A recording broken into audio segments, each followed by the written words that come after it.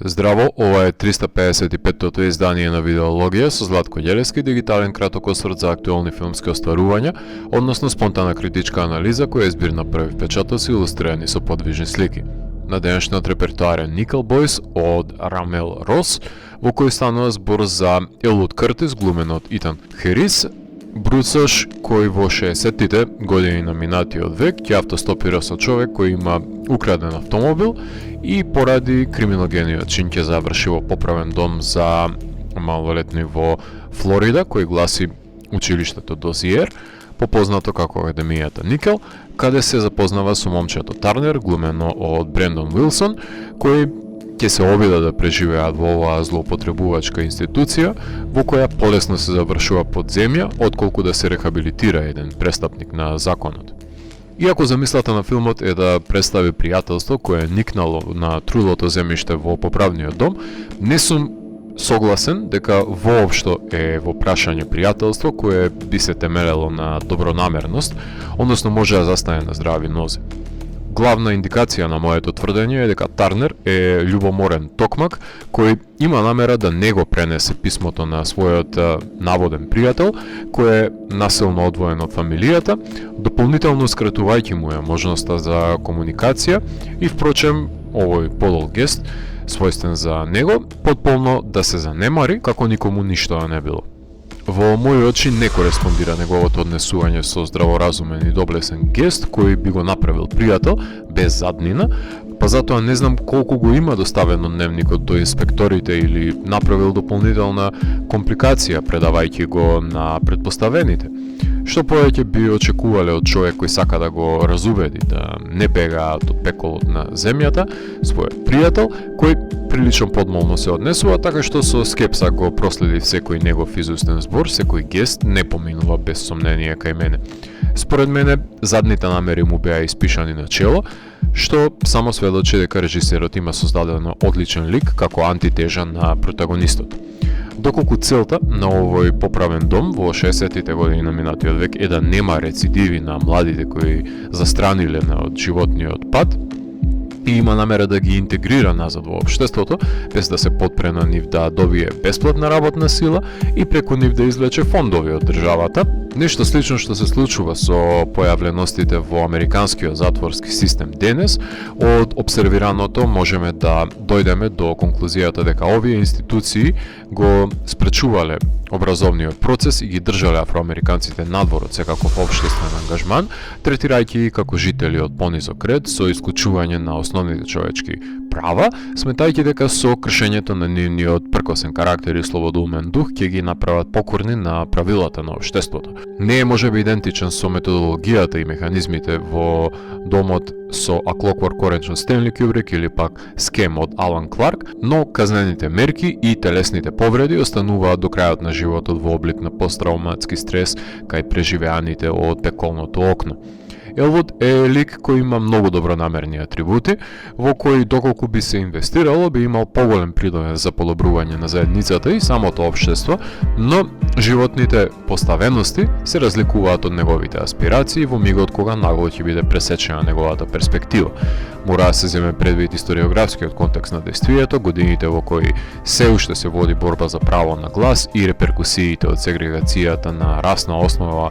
во локалите уште евидентна во американскиот југ, така што во овие околности Елвуд не е ни зачудувачки што не е единствениот кој робува во институција која нема намера да биде од помош во неговата реинтеграција, особено преку непрагматичниот интерен систем на хиерархиско рангирање и искачување по лествицата на заложби, која наведум нуди своевидни поволности за тие што ќе бидат покорни на доктрината на институцијата.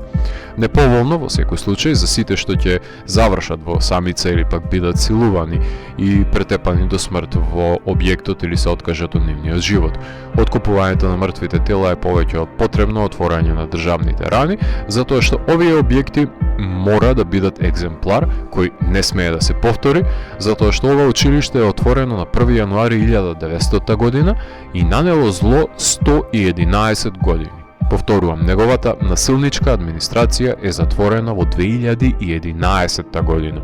Нема оправдување што оваа институција постоела во 21 век и трагедија е што не е единствената. од полицаровото дело на Колсон Уајтхед, на кое се базира филмот, да знаеме дека Тарнер е во академијата за тоа што му фрлил цигла во автомобилот на некој белец. Тој ги знае правилата на институцијата и низ годините си има направено некакви полезности, релации со чуварите, со привилегии кои можеби не се експлицитно декларирани, меѓутоа јас мислам дека тој е очите и ушите на администрацијата помеѓу неговите врсници, која без наше знаење делегира возврат за дадените условно кажани слободи.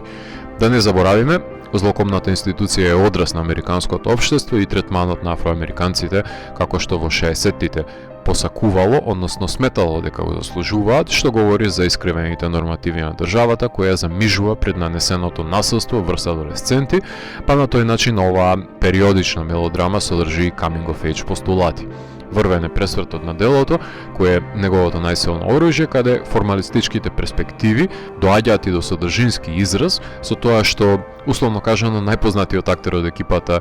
Давид Дикс од Хамилтон и Блајндспотинг може само да му го видиме неговиот тил и суканиците, бидејќи режисерот е доследен на неговиот стилистички избор. Не сум гледал досега неквалитетна адаптација на роман од Уајтхед, затоа што и ТВ серијата The Underworld Railroad беше прилично квалитетно пресликана на малиот екран, само што Сег Харбор, кој требаше да биде серија со Лоренс Фишборн, е заглавена во чистилиштето на телевизискиот систем и не можеме да ја погледнеме.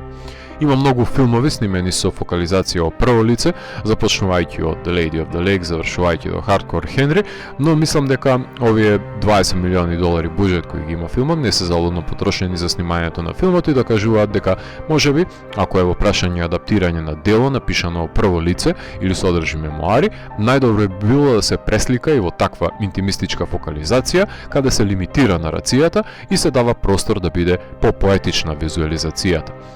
Кинематограферот на All Dirt Roads Taste of Salt, Джомо Фрај,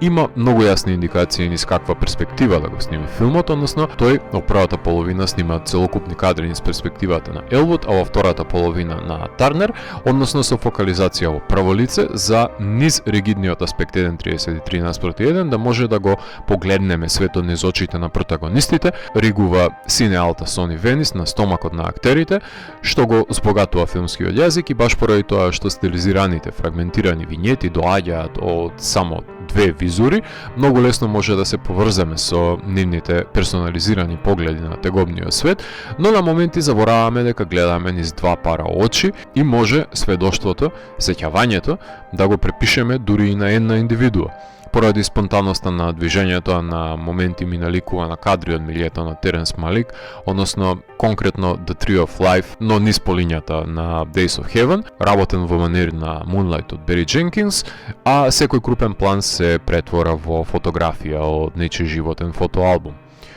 Николас Монсур, монтажерот на филмовите на Джордан Пил, ги сече и лепи сингуларните перспективи во делото, за низ очите на Тарнер да го согледаме ликот на Елвуд и обратно, но исто така интерполира и секвенци на слетувањето на месечината и ископините на мртвите тела во дворот на академијата, како временски координати за случувањата, архивски материјали кои одскокнуваат од субјективните перспективи.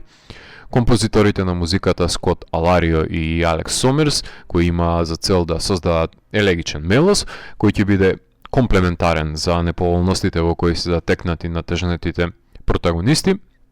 меѓутоа исто така се издвојуваат по експериментирањето со блупови, односно репетитивно премотување на наносот звук, кој создава дополнителен слој на авангардна магична димензија, правејќи го речиси онирично доживувањето кое се екранизира. Американскиот режисер Рамел Рос најпрвен зема камера во рака и работи како кинематографер пред да започне да режира и неретко знае да застане барем како камера оператор на некој филм, затоа што низ годините има изградено препознатлив манеризам на кадрирање кој се базира на неговото интуитивно снимање на рак. Од 2018 година го режира првиот филм, долгиот документарец Hell Country This Morning, This Evening, кој представува негов калейдоскопски поглед на црнечката заедница во Хел Каунти, каде ги портретира животите на руралното население со неговата обсервирачка камера, со кој се лансираше неговата кариера откако беше награден на Sundance, освои Готам и Пибоди и дојде до својата прва номинација за Оскар, кој точно е дека има уникатен начин на документирање и го збогати филмскиот јазик, меѓутоа, кога прати плејада на ликови, неговото фрагментирано уловување на реалноста на моменти ме оддалечуваше од субјектите, иако е неспорно дека го улови локалниот дух и бит. По таа нишка на овековечување на мунденскиот живот на рурална Америка се движи и неговиот нареден краток документарен филм Истер Снеп од 2019 година, во кој петмина во американскиот југ ги гледаме како бричат и дерат свиња за време на великденски празници, каде во мигот кога на еден од субјектите ќе му се слоши, а остава камерата со која снима Рос и дотрчува да помогне, напуштајќи го обсервациониот пристап и интервенирајќи, од хумана побуда се разбира. Тематски не е ништо спектакуларна оваа творба, која не би се разликувала од некаква подготовка на селска прослава кај нас, но начинот на кој ги употребува креждумовите и крупните планови за да ја долови подготовката на животното, го прави уникатен. Автор кој исто така беше прикажан на Санденс, но беше награден во Чикаго. Така што во неговите документарни филмови имаше доволно простор и можности да експериментира со начинот на снимање за да создаде собствен интимистички вокабулар на кадрирање, кој во мигот која го примени во играна форма се стекна со уникатна визуализација која придонесе со свежина во американскиот независен филм. Секако дека Рос е режисер кој постојано се обидува да го улови локалниот бит на Алабама и традициите на населението кое живее таму, во што и успева. Екзистентни се мал број на артхаус филмови во кои ја вреднувам суптилноста на сугестивното прикажување на насилството зад кулиси под велот на знајното, меѓутоа покрај сведоштва на сексуална злоупотреба и убиства извршени од страна на вработените. За да бидат сугерирани надвор од кадар, тоа сметам дека е режисерски кукавичлук, затоа што во европските филмови кои ги рецензирам во видеологија, како што беа Animals или пак Fem, овој американски режисер го лишува филмот од тестиси, заби, рбет и сите останати органи кои символизираат храброст, што сметам дека е недостаток, кој нема да го направи да биде култен, затоа што треба да сме згрозени од погледнатото, да не се естетизира и прикрива, туку соголи до самата своја грдотија. Големите филмски мајстори се способни за тоа, Рос очигледно не е дојден до таму. Филмот имаше својата премиера на фестивалот во Telluride, беше награден во Денвер, Стокхолм и AFI, освои Сателит и 2 Готами и беше номиниран за BAFTA, Critics' Choice, Златен глобус, Independent Spirit и успеа да добие 2 номинации за Оскар. Една за најдобро адаптирана сценарија и друга за најдобар филм, правејќи го поблизок до првата отколку до втората категорија за освојување. Ryan и Plan B го продуцираат, Amazon MGM го дистрибуира. Филм за завршувањето на погрешно место во погрешно време, кога е донесена одлука која ќе се отплаќа до крајот на животот, упропастувајќи ја не само својата иднина, туку и благосостојбата на блиските, но и демонстрирајќи непоколебливост пред угнетувачите, иако се завршува во поправен дом, раководен налик концентрационен логор. Ако морам да го евалуирам, тогаш Nickel Boys од мене има 4 од 5. Доколку ви се допадна 355-тото издание на дигиталната архива Видеологија, лајкувајте го видеото, споделете го и следете го каналот. Последете и по останатите рецензии на виртуелната полица. Ви благодарам за вниманието. Поздрав!